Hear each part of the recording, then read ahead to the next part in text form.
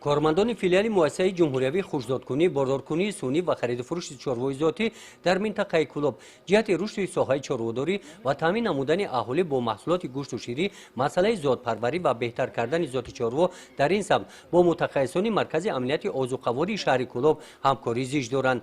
این نوبت هم واخوری آنها اطراف همین موضوع می باشد. در شهر دیهات کولوب 5 نقطه باردارکنی سونی چورو فعالیت میکند که در آن متخصصان ورزیده کار و فعالیت برده ایستاده‌اند.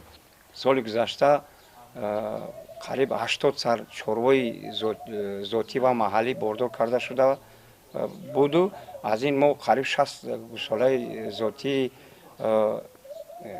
سیاه علا و شویدی علاقه گرفتیم.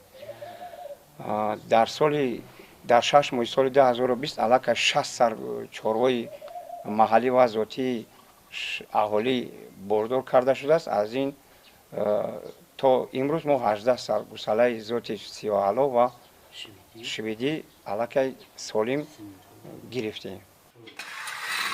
همکاری مفید در مرکز امنیت آذوقه‌واری شهر کولوب در سمت زotپروری با پیشروی‌ها مساعدت نموده است. برای خوش‌داد نمودن چروی اهالی شرایط‌های مساعد کاری و تجهیزات‌های زمانوی اینجا فراهم آورده شدند.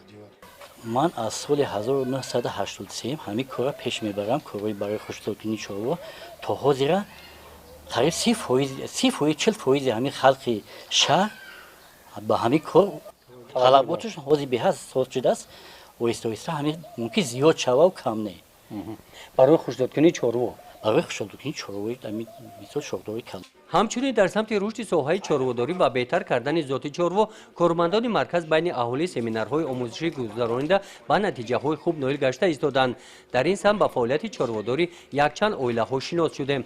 این چوروها از چوروهای محلی خوشزاد کرده شدند. این گوساله زوتی نوی چوروی زوتی بوده، با این بزرگی یک ساله می باشد. 280 کیلوگرم وزن خالص دارد. بهتر شدن زوتی چورو امکان داده است که مقدار شیر زیاد استحصال گردد.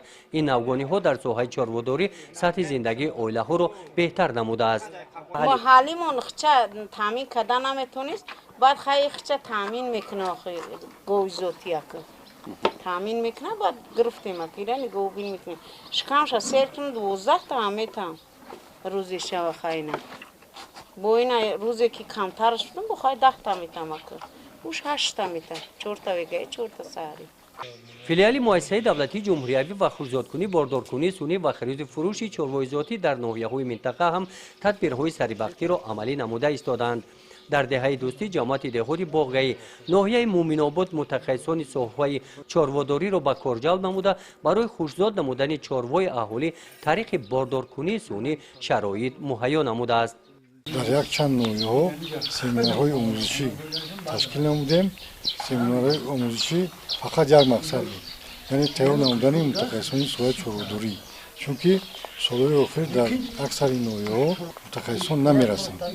برای همین ما یک برنامه ترتیب دادیم و هر یک ناحیه همکاری سمینارهای آموزشی گذراندیم. در 6 ماه سال روان در این ناحیه طریق باردارکنی سونی از چوروهای محلی به مثل این گوساله ها 69 گوساله های زوتی به خرید گرفته شدند. نظر به سال گذشته این نشانداد زیاد شده است. با مقصد رشد ساحه چوروداری و بهتر کردن زوت چورو در ماه یول از جانب متخصصان مؤسسه جمهوری خوش‌دادکنی، باردارکنی سونی و خرید و فروش چوروی زوتی بین اهالی چوروداری ناحیه مومن‌آباد سمینارهای آموزشی گذرانیده شدند. همین گونه چوره‌بینی ها در دیگر ناحیه‌های منطقه گذرانیده می شوند. گزارش خواجه نظریف خدای نظر ظهورف از منطقه کولوب برای برنامه اطلاعاتی نوید.